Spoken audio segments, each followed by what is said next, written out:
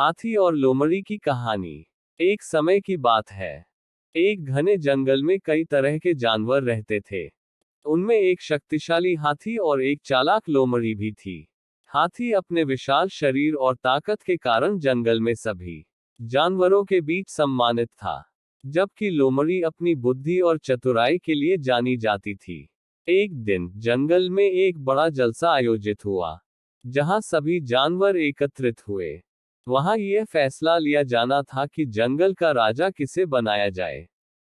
सभी जानवरों ने अपनी राय दी, लेकिन अंत में ज्यादातर जानवरों ने हाथी को राजा बनाने का प्रस्ताव रखा, क्योंकि वह सबसे बड़ा और ताकतवर जानवर था।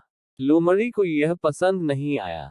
उसने सोचा, यदि हाथी राजा बन गया, तो मेरी कोई पूछ नहीं होगी। मुझे कुछ करना होगा। लोमड़ी ने एक चाल चली और हाथी के पास जाकर बोली, हाथी भाई, तुम तो इतने महान हो, सबसे ताकतवर हो, लेकिन तुम्हारे जैसा शक्तिशाली जानवर इस जंगल में राजा बनने से कहीं बड़ा काम कर सकता है। राजा बनना तुम्हारे जैसे शक्तिशाली प्राणी के लिए छोटी बात है। हाथी ने यह सुना और सोच में पड़ गया। उसने लोमड़ी से पूछा, तो फिर क्या करना चाहिए?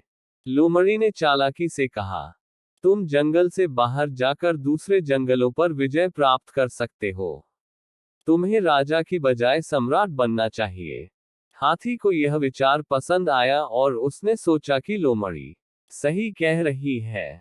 अगले ही दिन हाथी ने जंगल छोड़ दिया और दूसरे जंगलों की ओर चल पड़ा।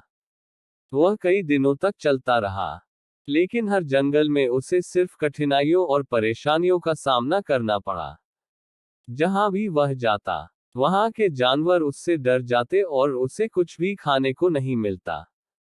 आखिरकार वह बहुत थक गया और भूख प्यास से बेहाल होकर वापस अपने जंगल लौट आया।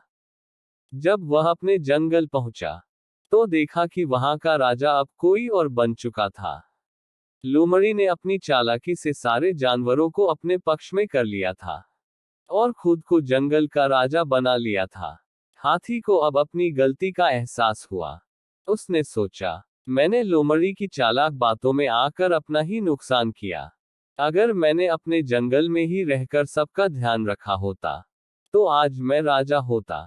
सीख: चालाक लोगों की मीठी बातों में आकर जल्दबाजी में फैसले नहीं करने चाहिए। हमेशा अपनी स्थिति और कर्तव्यों का सही मूल्यांकन करके ही कदम उठाना चाहिए। ऐसे ही मजेदार कहानी देखने के लिए चैनल को सब्सक्राइब करें। धन्यवाद।